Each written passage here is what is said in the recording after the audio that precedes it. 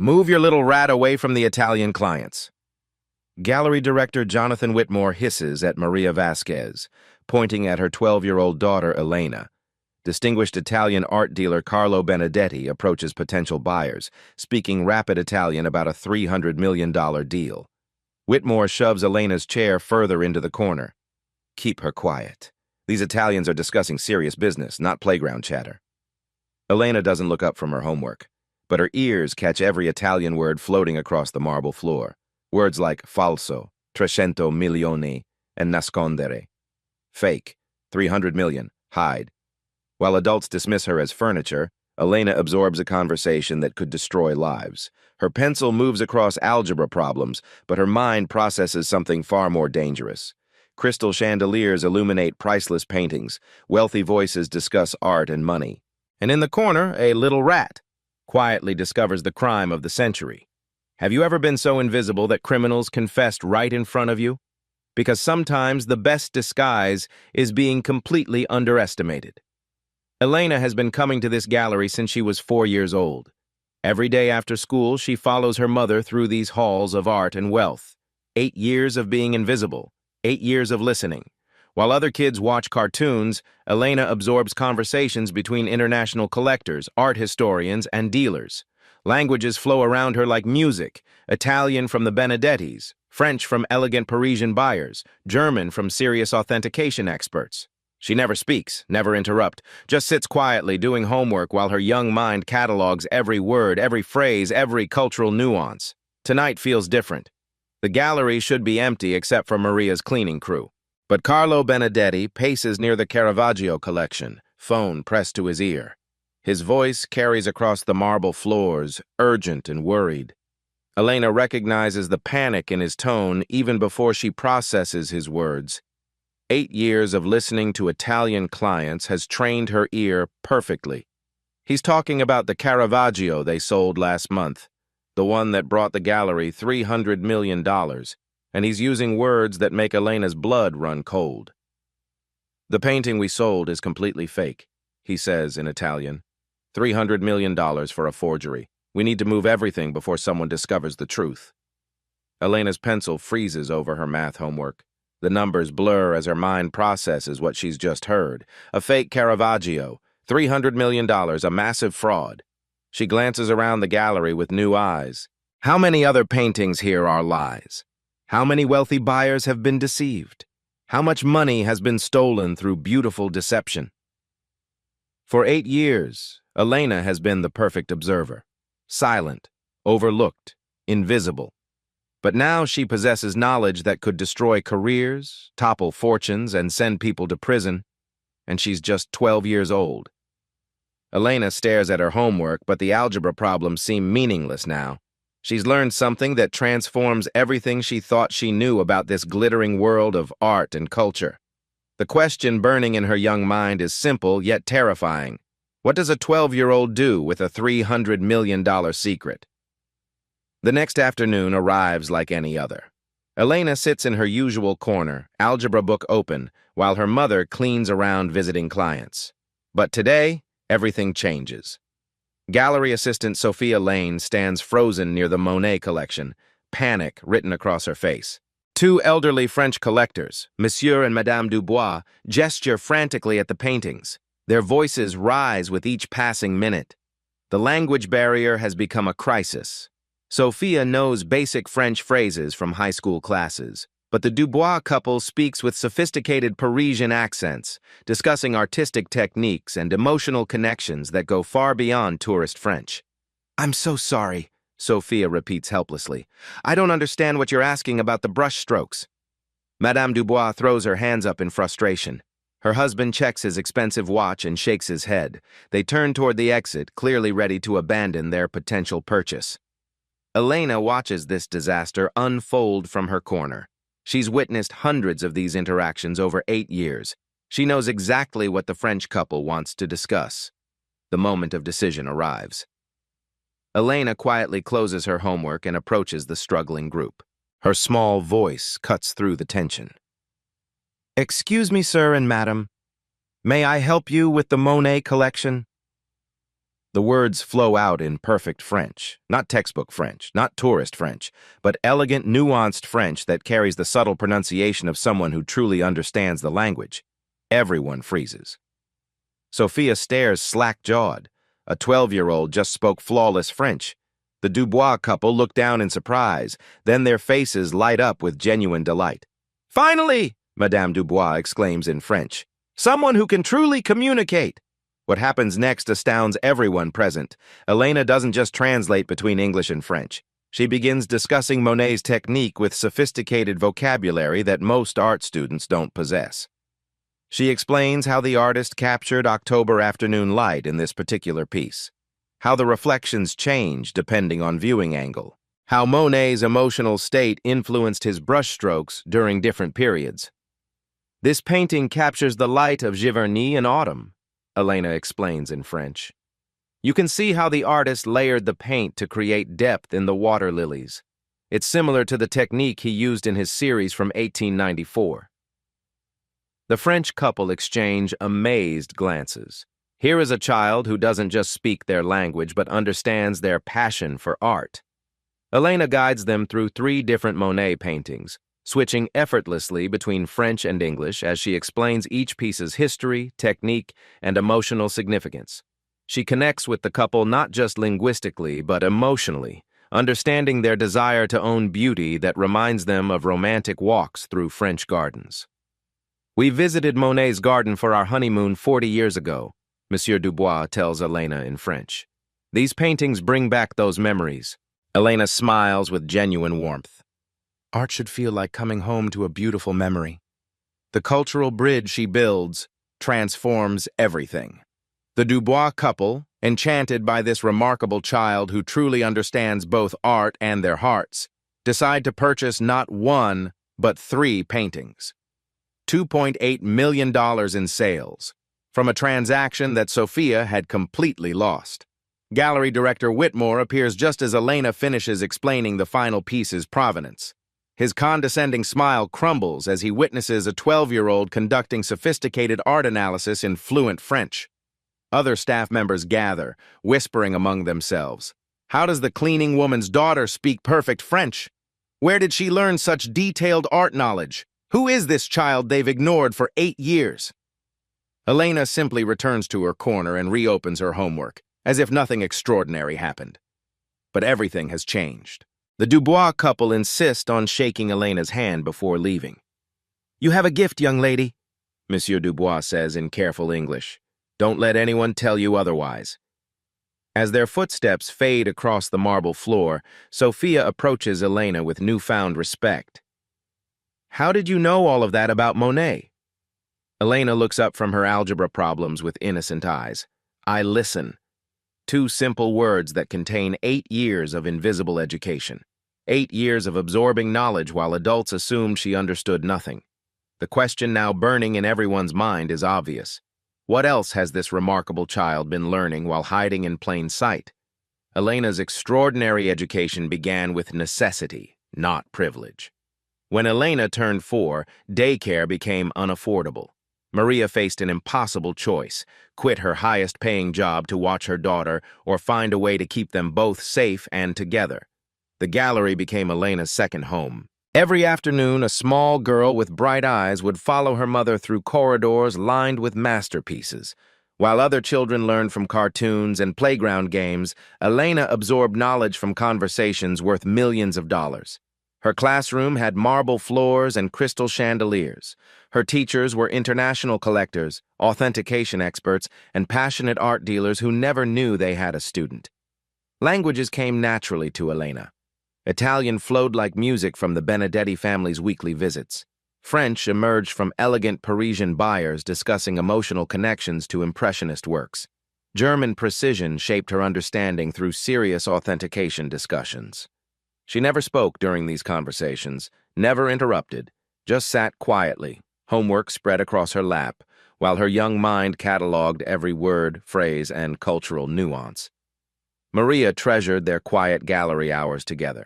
Between cleaning tasks, she would whisper to her daughter about the beauty surrounding them. "Look how the artist made the water seem alive, Maja."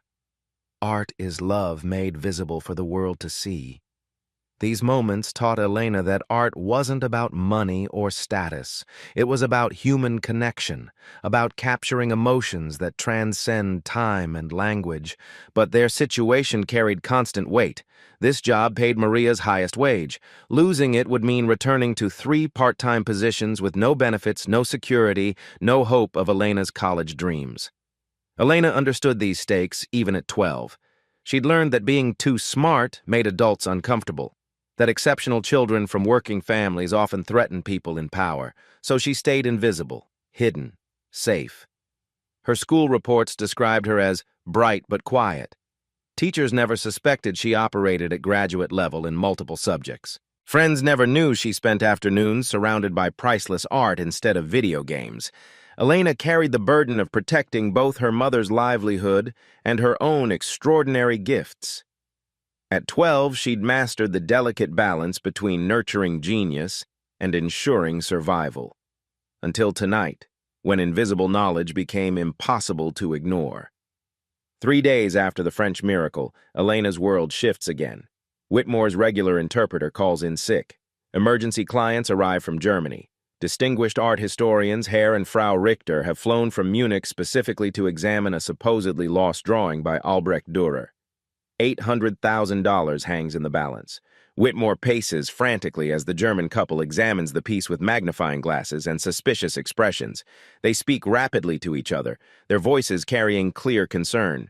"We need someone who speaks German," Whitmore mutters to Sophia. "These people are getting agitated about something." Elena sits in her corner, homework spread before her, listening to every word the Richters exchange. 8 years of absorbing German conversations from authentication experts has trained her ear perfectly. The Germans aren't just concerned, they're discovering problems.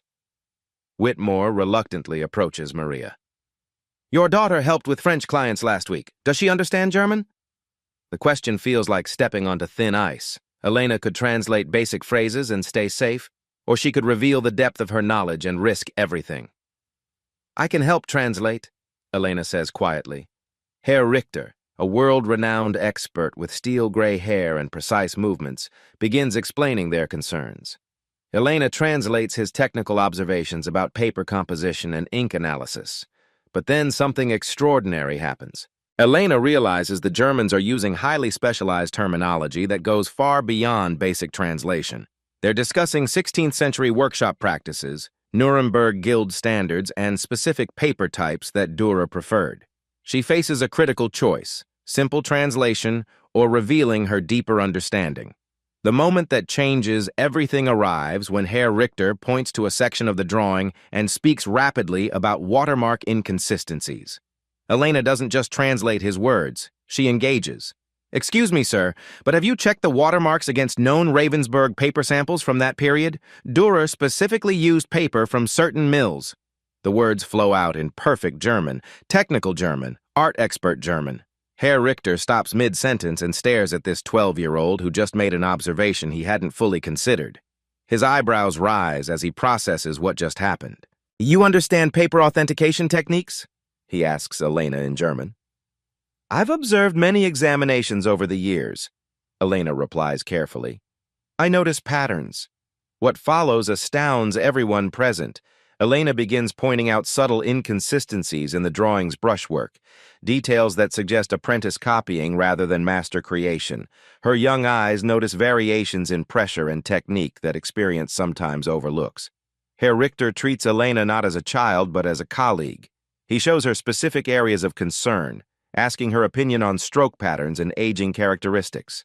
Elena's analysis confirms their worst fears. The drawing is a very good 17th century copy, worth perhaps $50,000, not $800,000. The sale collapses instantly. Whitmore watches $800,000 evaporate because a 12-year-old spotted what his experts missed. His face cycles between fury and amazement. But the Richters are enchanted. "You have extraordinary natural ability," Frau Richter tells Elena in German. "We would be honored to correspond with such a promising young scholar." They insist on exchanging contact information, treating Elena with professional respect that adults rarely show children. As they leave, Herr Richter shakes Elena's hand formally. Continue studying, young lady. The art world needs minds like yours. Word spreads quietly through international authentication circles, whispered conversations about the 12-year-old who spotted a fake Dürer. Elena becomes a legend among experts who value ability over age. But legends can be dangerous when you're trying to stay invisible. The backlash begins immediately. Whitmore calls an emergency staff meeting the next morning. His message carries the venom of threatened authority wrapped in professional language. "We must address inappropriate boundary violations involving cleaning staff and their families," he announces coldly. "Certain individuals have overstepped their designated roles in ways that compromise our professional standards." His eyes find Elena in the corner, doing homework while her mother cleans nearby. "Expertise requires formal education and proper breeding," Whitmore continues. "We cannot have unauthorized personnel making pronouncements beyond their station, regardless of age or apparent ability." Each word drips with coded meaning. Each pause emphasizes his fury at being shown up by a child. Gallery assistant James Morrison, always eager to curry favor with management, nods vigorously. "Children shouldn't contradict trained professionals. It's disruptive to serious business." The subtext screams louder than his words. How dare a black child be smarter than white adults? Sophia Lane shifts uncomfortably but says nothing. Self-preservation trumps fairness in Whitmore's domain. The systematic campaign against Elena begins that very day. Whitmore assigns Maria extra cleaning tasks, specifically during important client visits. Elena finds herself banned from the main gallery during authentication sessions. Her usual corner seat gets moved to a storage room where she can't overhear conversations. "The child's presence makes clients uncomfortable," Whitmore explains to Maria. "Professional environments require professional behavior." Staff members who previously ignored Elena now actively exclude her. Morrison makes cutting remarks about children playing dress-up in adult conversations whenever she passes. But the psychological warfare cuts deeper. Whitmore questions Elena's recollection of previous conversations. "You probably misheard the French clients," he suggests with false concern. "Children often repeat things without understanding context." He gaslights her knowledge, suggesting she got lucky with the German experts. "Sometimes children guess correctly by accident. We can't mistake coincidence for competence." Elena begins doubting herself. Maybe adults are right. Maybe she should just be a normal 12-year-old. Maybe her intelligence is inappropriate, unwelcome, and dangerous. She starts speaking less, dimming her natural brightness, hiding the gifts that make her extraordinary. The transformation breaks Maria's heart. She watches her brilliant daughter shrinking under systematic pressure, becoming smaller and quieter each day. "Don't let them make you less than you are, mija," Maria whispers during their evening walk home. But even her mother's encouragement can't shield Elena from institutional cruelty. The breaking point arrives when Elena quietly corrects a mislabeled Renaissance sculpture. A simple observation that prevents a $200,000 authentication error. Whitmore's response is swift and brutal. "This is exactly what I mean about overstepping boundaries," he announces loudly enough for everyone to hear. "Lucky guessing disrupts professional protocols. Children need to learn appropriate behavior." He turns to Maria with cold finality. "Control your daughter's attention-seeking behavior, or find employment elsewhere." The threat hangs in the air like poison. Elena's gifts have become weapons pointed at her family's survival. That night, Elena sits at their small kitchen table, homework untouched. The weight of impossible choices crushes her young shoulders. Stay brilliant and destroy her mother's livelihood, or become invisible again and let her gifts wither in silence. But across town, someone has been watching Elena's treatment with growing outrage. Dr. Amelia Cross, the gallery's chief conservator, recognizes systematic suppression when she sees it. As a woman who fought her own battles against institutional prejudice, she knows exactly what Elena faces, and she's decided that extraordinary talent deserves protection, not punishment. The question now isn't whether Elena will survive this assault on her abilities. It's whether she'll find allies brave enough to stand against the system trying to destroy her. The crisis strikes without warning. A $4.2 million Picasso sketch hangs in authentication limbo. Insurance adjusters have raised red flags about its provenance. Without proper verification, the sale collapses, and the gallery faces potential fraud accusations. The pressure on Whitmore intensifies daily. This single transaction could determine whether his gallery survives or crumbles under mounting debts. The problem seems insurmountable. The only person who can verify the sketch's authenticity lives in rural Catalonia, Spain. Senora Carmen Dominguez, 75 years old, daughter of Picasso's former model during his blue period. She speaks only Catalan. She trusts no one connected to the art trade. Professional interpreters have tried for 3 weeks. Art authentication experts have called repeatedly. Each attempt ends the same way. Senora Dominguez hangs up, suspicious of anyone seeking to profit from her family's painful history with exploitative dealers. Whitmore grows more desperate each day. $4.2 million. The gallery's reputation, his personal fortune. Everything hangs on reaching one elderly woman who refuses to trust the art establishment. Elena watches this crisis unfold from her exile in the storage room. She hears the frantic phone calls, the mounting frustration, the growing panic in adult voices. During a brief moment when Whitmore steps away from his office, Elena approaches Sophia Lane with quiet determination. "I can help with the Spanish lady," she says simply. Sophia looks skeptical. "Elena, this isn't like the French clients. This woman won't talk to anyone. She'll talk to me." Something in Elena's voice carries absolute certainty. Sophia hesitates, weighing the risk of involving Elena against the certainty of continued failure. The video call that changes everything happens that afternoon. Elena sits before the computer screen, homework pushed aside, as Senora Dominguez's weathered face appears. The elderly woman's eyes carry decades of pain and suspicion. But when Elena begins speaking, magic happens. She doesn't approach as a gallery representative or business translator. She speaks as a granddaughter figure, sharing her own love of art and her mother's stories about beauty that transcends time. Elena's Catalan flows with genuine warmth, not textbook phrases, but intimate expressions learned from years of absorbing authentic conversations. "My mother taught me that art is love made visible," Elena says in perfect Catalan. "You were part of that beauty when you were young." Senora Dominguez's suspicious expression softens. Here is a child who speaks not just her language, but her heart. Elena doesn't push for business information. Instead, she asks about Senora Dominguez's memories, about her mother's relationship with the great artist, about the stories behind the sketches. Trust builds slowly, organically. Elena validates the elderly woman's painful experiences with art dealers who treated her family as commodities rather than human beings. "Too many people wanted to buy our memories," Senora Dominguez explains in Catalan. "They never cared about Mama's dignity." Elena understands completely. Dignity matters more than money. When authentication details finally emerge, they come naturally. Senora Dominguez reveals hidden signatures only family members knew about. Specific paper textures she remembered from childhood. Even the exact room where Picasso created the sketch during her mother's modeling sessions. Information that formal interrogation could never extract flows freely from grandmother to granddaughter surrogate. The sketch authenticates perfectly. $4.2 million secured, insurance coverage approved, the gallery's reputation was saved. But more importantly, Senora Dominguez insists that all future dealings go through the intelligent girl who speaks with her heart. Word spreads through Catalan collector networks. Elena becomes the bridge between suspicious families and the art establishment they distrust. For the first time, Whitmore cannot deny or minimize Elena's contribution.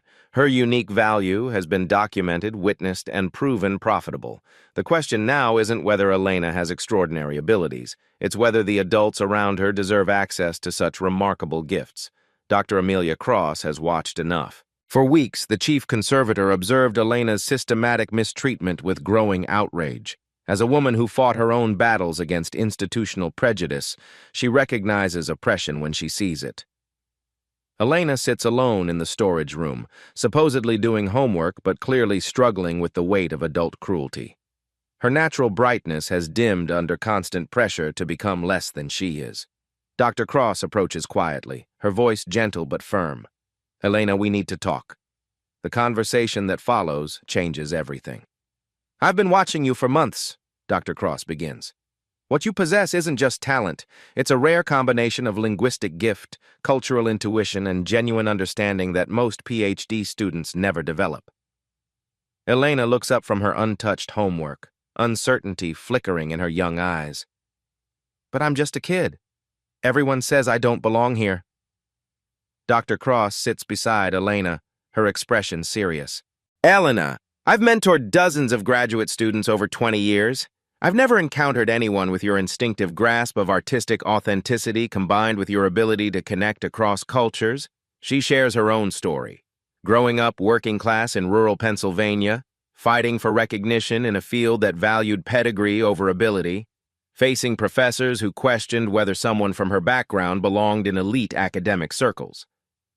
The art world tried to diminish me because of where I came from, Dr. Cross explains. They're doing the same to you, but your barriers are even higher. Your age, your background, your mother's job, they see these as disqualifications. I see them as your superpowers. Elena's eyes widened. No adult has ever described her circumstances as advantages. Dr. Cross continues with passionate conviction. Your background gives you something most experts lack, genuine human connection. You don't just analyze art, you understand the people who created it, owned it, loved it. That's what separates good authenticators from extraordinary ones. She begins meeting Elena secretly during off hours, sharing advanced authentication techniques, market analysis, and the unspoken politics of the art world. Elena absorbs everything with frightening speed. Your insights about the Dürer drawing were graduate-level observations, Dr. Cross tells her.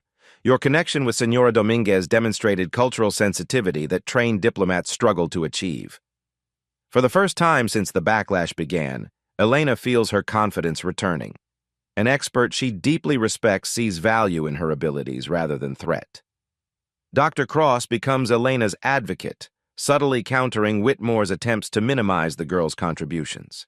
She documents Elena's insights, ensures proper credit, and creates a protective barrier around extraordinary talent.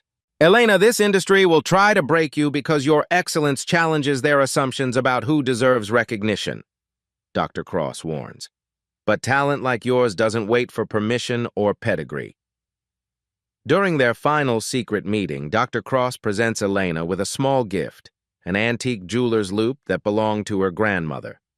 This was passed down through 3 generations of women who looked closer when others looked away, she says, placing it in Elena's small hands.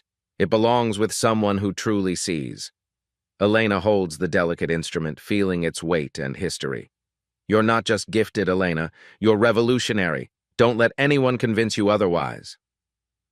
The moment happens during a quiet afternoon when the gallery feels more like a sanctuary than a battlefield. Elena sits before a small, unassuming portrait tucked away in a lesser corridor. The painting shows a young Latina woman holding white flowers, her eyes carrying both sadness and hope. Tears stream silently down Elena's face as she studies every brushstroke. Dr. Cross finds her there, drawn by the unusual sight of Elena openly emotional. "What do you see in that painting?" she asks gently, settling beside Elena on the bench. Elena's voice comes out as a whisper. "She looks exactly like my mama when she was young, like the photo my grandmother kept on her dresser before she died. The painting isn't famous or valuable. Most visitors pass it without a second glance. But for Elena, it represents something profound about art's power to transcend time and connect hearts across centuries." "My mama always tells me that every painting holds someone's love," Elena continues, wiping her eyes. "She says when artists paint people, they're writing love letters to the world. This lady, someone loved her enough to make her eternal." Dr. Cross feels her own throat tighten. In Elena's simple words, she hears wisdom that eludes most art critics who focus on technique over emotion. "This is exactly why you're different, Elena," Dr. Cross says softly. "Most people in this business see dollar signs or prestige. You see human stories. You understand that art isn't just about who made it. It's about who loved it, treasured it, needed it to exist." Elena admits her deepest fear. "Sometimes I think I'm pretending to be smart. All these important people with fancy degrees. What if I'm just a kid who got lucky a few times?" Dr. Cross turns to face Elena directly, her voice firm with conviction. "Elena, half the people in this gallery inherited their positions through family connections. You earned your knowledge through love and necessity. Your insights come from genuine connection, not memorized facts. That makes you more authentic, not less. She shares her own moment of recognition years ago, a small sculpture that reminded her of her grandmother's weathered hands. How that emotional connection led to her greatest authentication discovery. Art speaks to people differently, Dr. Cross explains. Technical training teaches you what to look for, but emotional intelligence teaches you what to feel for. You have both. Elena realizes that her supposed disadvantages, her youth, her background, her mother's humble job, have actually given her unique advantages. The ability to see beyond pretense, to connect across cultures, to understand art as human expression rather than commodity. Your perspective isn't a limitation, Elena. It's your gift to the world. For the first time in weeks, Elena smiles with genuine hope. The moment Elena has dreaded finally arrives. Carlo Benedetti returns to the gallery with the most dangerous client imaginable. Viktor Kozlov, a Russian oligarch whose reputation precedes him like a dark storm. Expensive suit, cold eyes, and bodyguards who speak in hushed Russian about things that make Elena's blood freeze. $50 million hangs in the balance. A collection that could save Whitmore's failing gallery or destroy everyone involved. Elena recognizes Benedetti immediately. The same man whose panicked Italian phone call started everything months ago. Now he's back with someone infinitely more dangerous, and Elena is the only person who understands the full scope of what's happening. The stakes couldn't be higher for her family. Whitmore paces frantically before the private viewing, his desperation evident to everyone. The gallery teeters on the edge of bankruptcy. This single transaction could determine whether his business survives or crumbles under mounting debts. The pressure on Maria intensifies to unbearable levels. Whitmore pulls her aside with barely contained desperation, his voice trembling with barely controlled panic. "Your daughter has caused enough disruption already," he hisses. "Any interference today, any at all, and you're both gone permanently. This deal is too important for childish games or showing off." His eyes burn with the fury of a man whose empire depends on maintaining absolute control. The threat couldn't be clearer. Stay silent or destroy your family's survival. Elena retreats to her assigned corner, homework spread before her like a shield. But her ears remain perfectly tuned to every conversation flowing around Kozlov's exclusive private viewing. The red flags appear immediately, obvious to anyone trained to notice them. Elena observes disturbing patterns in the collection Kozlov examines with his technical experts. Gaps in provenance documentation that raise immediate questions. Restoration marks that don't match the claimed historical periods. Technical inconsistencies that scream fraud to anyone educated enough to recognize the signs. These aren't just overpriced paintings being sold to wealthy collectors. They're dangerous forgeries being used for something far worse than simple art market deception. The revelation that changes everything comes when Kozlov speaks casually to his bodyguards in rapid Russian, foolishly assuming no 12-year-old black girl could possibly understand their criminal conversation. "Once we successfully clean this money through legitimate art purchases, the funds become completely untraceable through international banking systems," Kozlov explains in fluid Russian. 50 million in illegal profits transforms into 50 million in legitimate art investments that no government can question. Elena's pencil freezes over her algebra problems as the full scope of the criminal conspiracy becomes crystal clear. This isn't just about selling fake paintings to unsuspecting collectors. It's about laundering massive criminal proceeds through the respected international art market. Her family desperately needs Maria's steady income. But staying silent makes them unwilling accomplices to serious international crimes that could destroy innocent lives.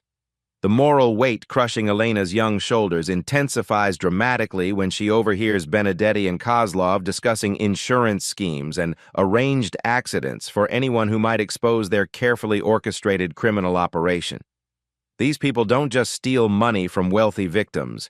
They systematically destroy the lives of anyone who threatens their power. The moment of ultimate truth arrives when Kozlov directly addresses Elena, deliberately testing whether she understands more than her innocent appearance reveals. "A little girl," he says in carefully measured Russian, studying her reaction closely. "What do you think of these beautiful paintings we're discussing today?" Elena faces the most dangerous choice of her young life. She can pretend to be completely ignorant and become complicit in a criminal conspiracy. or reveal her extraordinary knowledge and risk everything her family has struggled to build. The decision that defines her character comes instantly, flowing from months of watching injustice triumph over truth.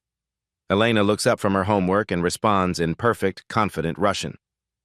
I think some of these paintings have very interesting stories about where they actually came from. The temperature in the elegant gallery drops 10 degrees instantly. Kozlov's predatory eyes narrow dangerously. Benedetti goes visibly pale with shock and terror. Whitmore looks ready to collapse from sheer panic.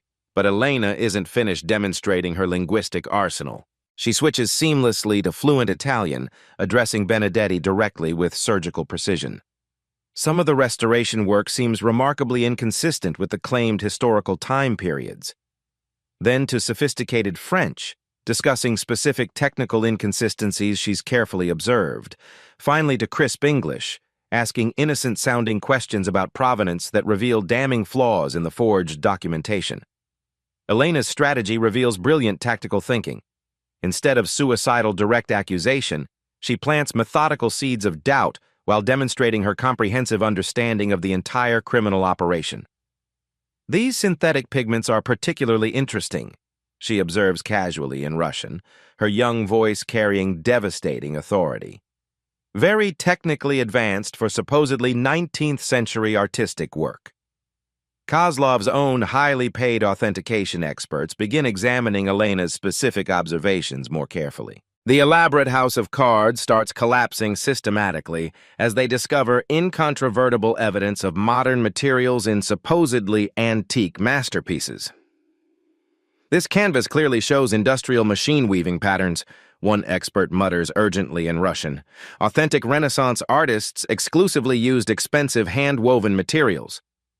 Elena continues her methodical demolition of the fraud, pointing out technical inconsistencies across multiple languages, making it absolutely impossible for anyone involved to claim plausible ignorance about the sophisticated forgeries. The brushwork pressure in this signature section suggests completely different hand control than the main compositional area, she notes in perfect German to Kozlov's primary technical consultant. The multi-million-dollar criminal conspiracy unravels spectacularly before everyone's eyes. Kozlov realizes with mounting fury that he's been deliberately set up to launder dirty money through completely worthless fakes. His explosive rage terrifies everyone present except Elena, who continues calmly identifying problems with unshakable scientific precision. You pathetic criminals were planning to steal my money with worthless fake paintings, Kozlov snarls at Benedetti in threatening Russian. The child is completely mistaken about everything, Benedetti protests desperately. She doesn't understand what she's saying. But Elena's devastating multilingual technical analysis has exposed far too much criminal evidence. Kozlov's expensive experts confirm every single observation with growing alarm. The paintings are sophisticated forgeries, but forgeries nonetheless.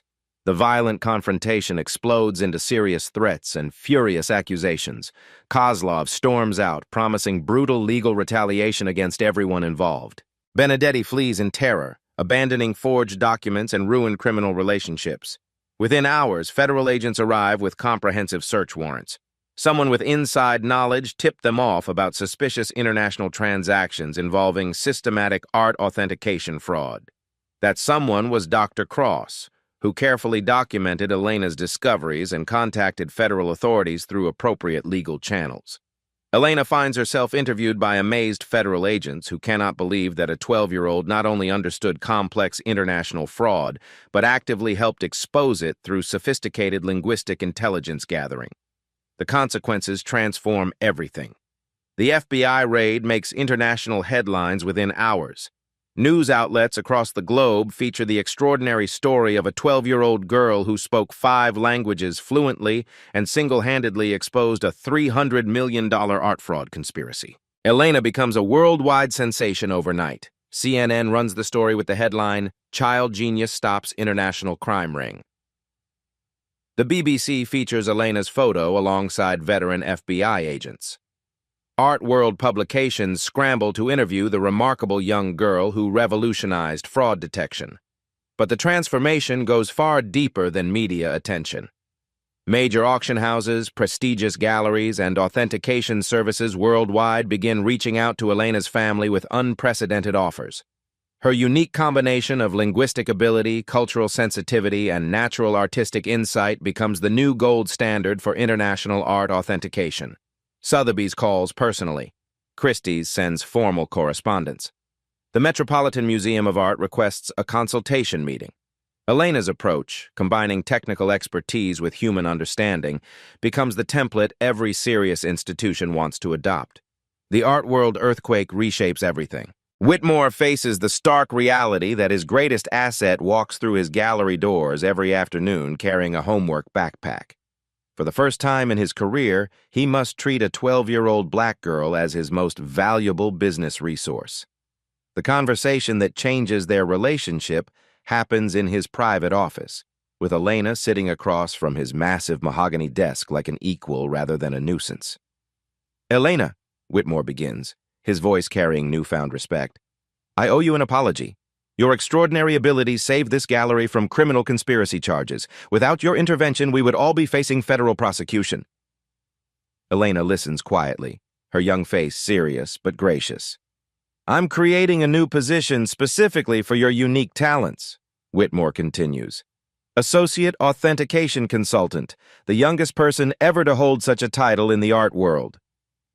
Dr. Cross presents Elena with her new business card at a special ceremony attended by gallery staff, international clients, and art world dignitaries.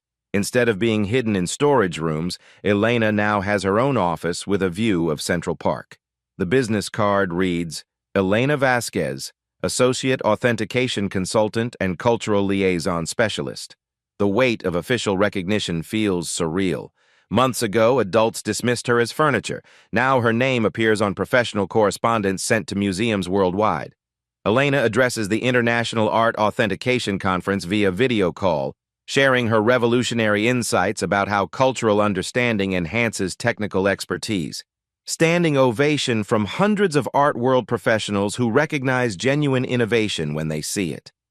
"Authenticity isn't just about age and materials," Elena explains to the distinguished audience. "It's about understanding the human stories behind every piece. Language opens doors that scientific analysis alone cannot reach." Her presentation becomes required viewing at authentication institutes worldwide. The justice Elena helped deliver extends far beyond her personal recognition. Benedetti faces extradition and prosecution in 3 countries. His fraudulent art empire crumbles as investigators uncover decades of systematic deception. Millions in forged artwork get removed from circulation, protecting future buyers from expensive lies. Kozlov's assets undergo federal seizure. His money laundering operation collapses completely. Elena receives commendations from FBI, Interpol, and UNESCO for cultural preservation efforts that transcend national boundaries. But Elena's greatest victory is deeply personal. She establishes the Maria Vasquez Memorial Education Fund, honoring her mother's sacrifices while creating opportunities she never had access to. The scholarship program provides language and art education for underprivileged children whose talents might otherwise remain hidden. "My mother taught me that knowledge has no barriers," Elena explains during the fund's launch ceremony. This scholarship ensures other children can discover their gifts, regardless of their circumstances. The first 12 recipients include children from immigrant families, working-class backgrounds, and marginalized communities. Elena mentors each scholarship winner personally, teaching them that excellence comes from passion and observation, not privilege and pedigree. The academic recognition overwhelms Elena's family with possibilities they never dared imagine. Harvard offers Elena early admission with full scholarship. Yale creates a special program combining linguistics with art history, specifically for her unique talents. Columbia invites her to collaborate with graduate students on authentication research projects. The Smithsonian Institution establishes a youth fellowship position designed around Elena's capabilities. The Louvre extends an invitation for cultural exchange programs. The British Museum requests her consultation on questionable acquisitions. International collectors now specifically request galleries that employ Elena or implement her authentication methodologies. Her reputation for cultural sensitivity and technical excellence becomes a competitive advantage worth millions in annual revenue. The ripple effects transform the entire industry. Elena's success story inspires museums and galleries globally to create youth advisory programs that recognize talent regardless of age or background. Her model of inclusive expertise development becomes the standard for progressive institutions worldwide. Art authentication schools begin teaching the Vasquez method, combining linguistic analysis with cultural sensitivity to detect sophisticated fraud. Elena's techniques prevent millions in losses while making the industry more accessible to diverse perspectives. The family transformation completes Elena's journey from invisible to invaluable. Maria receives promotion offers from multiple prestigious institutions who recognize that Elena's mother possesses extraordinary wisdom about nurturing exceptional talent. The family moves from their cramped apartment to a comfortable home with dedicated space for Elena's growing library and research materials. Elena's new office at the gallery features the antique Loop Dr. Crossgaver, displayed prominently alongside photos of scholarship recipients and letters from grateful collectors worldwide. The recognition ceremony at the Metropolitan Museum of Art represents the ultimate symbolic payoff.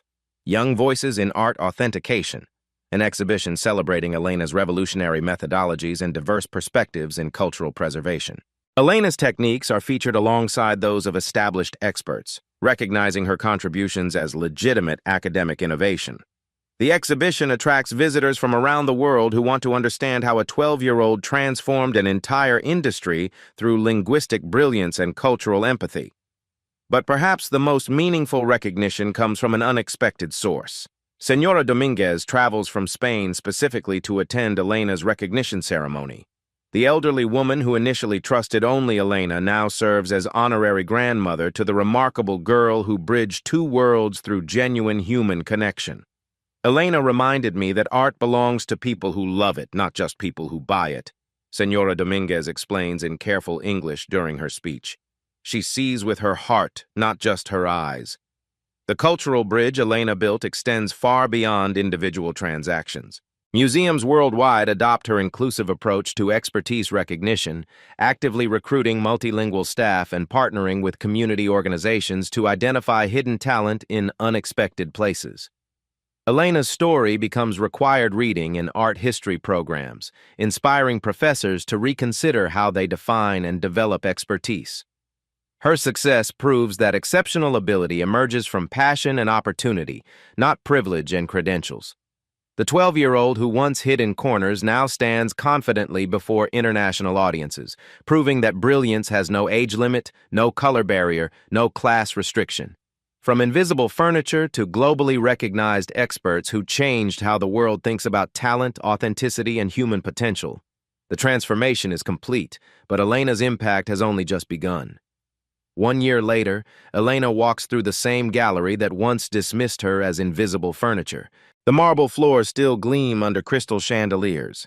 Priceless paintings still line the elegant walls, but everything has changed because one person finally looked closer when others looked away. Elena no longer carries a worn backpack stuffed with homework. Instead, she carries a professional tablet containing authentication reports that museums worldwide trust implicitly.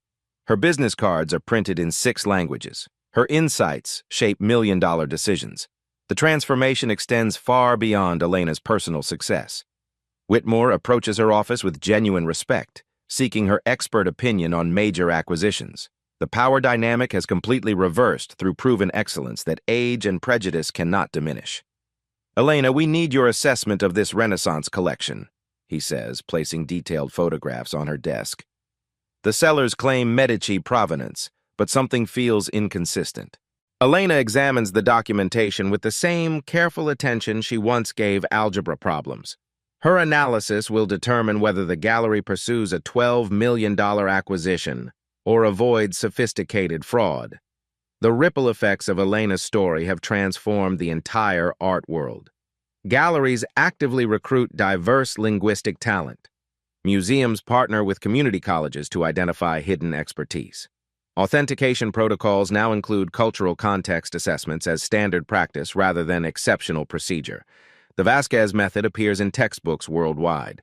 Art schools teach linguistic analysis alongside technical examination. Elena's approach has prevented hundreds of millions in fraud while making the industry more inclusive and effective. But the most meaningful changes happen in individual lives. Elena's scholarship program has funded 67 children so far. Young people from immigrant families, working-class backgrounds, and marginalized communities discover that their unique perspectives have extraordinary value. Maria watches her daughter mentor scholarship recipients with quiet pride. Elena teaches these children that knowledge earned through love and necessity carries more authenticity than credentials inherited through privilege. Your background isn't a limitation, Elena tells a shy 10-year-old who speaks 3 languages but doubts her intelligence. It's your superpower. You see things others miss because you've learned to look closer. The personal growth Elena achieved inspires everyone around her. She no longer hides her intelligence or apologizes for exceptional abilities. At 13, she speaks with quiet confidence earned through proving herself in the most demanding circumstances imaginable. Elena's story has become more than individual success. It represents hope for every overlooked child whose brilliance waits for recognition. The emotional call to action. The next time you encounter someone in a service role, the cleaner, the translator, the quiet assistant, remember Elena's story.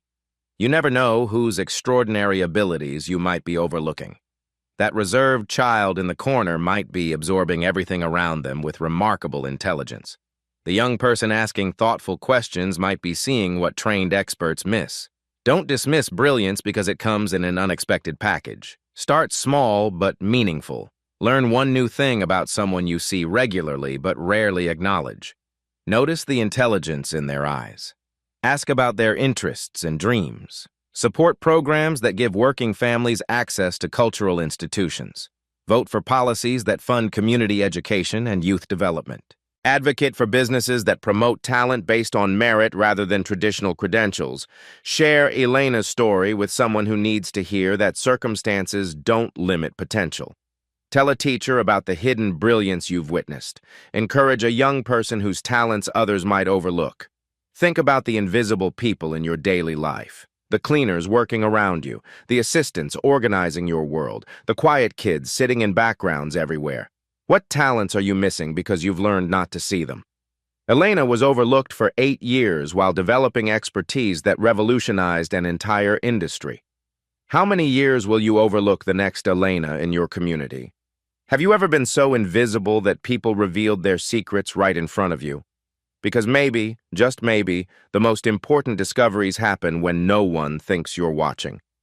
Elena Vasquez proves that being underestimated isn't a disadvantage. It's a superpower that can change the world. If Elena's story moved you, share it. Like this video if you believe intelligence has no uniform. Subscribe for more stories of extraordinary people changing the world from exactly where they are. Comment below. Tell us about the hidden brilliance you've witnessed. Who is the Elena in your life that deserves recognition? Remember this truth. Every child is watching, learning, and capable of more than we imagine. The question isn't whether they're ready for our world. It's whether our world is finally ready for them.